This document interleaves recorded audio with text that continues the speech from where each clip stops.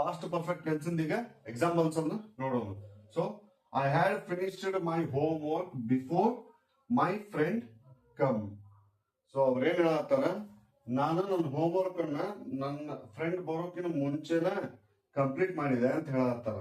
So an action that was completed before another action ಅಂದ್ರ ಈಗ already ಈ action ಯಾವಾಗ ಕಂಪ್ಲೀಟ್ ಆಯ್ತು, I had finished my homework before my friend came ಅಂದ್ರ ನನ್ ದೋಸ್ತ್ ಬರೋಕಿನ ಮುಂಚೆನೆ ಈ ಆಲ್ರೆಡಿ ವರ್ಕ್ ಏನಾಗ್ಯದ, ಕಂಪ್ಲೀಟ್ ಆಗ್ಯದ.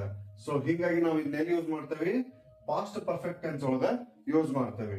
So next, she had cooked food before they arrived ಅಂದ್ರ ಅವಳು ಅಡಿಗೆಯನ್ನ ಬೇಯಿಸಿದಳು ಅಥವಾ ಅಡಿಗೆಯನ್ನ ತಯಾರಿಸಿದ್ಲು ಯಾವಾಗ, ಅವರು ಬರೋಕಿನ ಮುಂಚೆನ.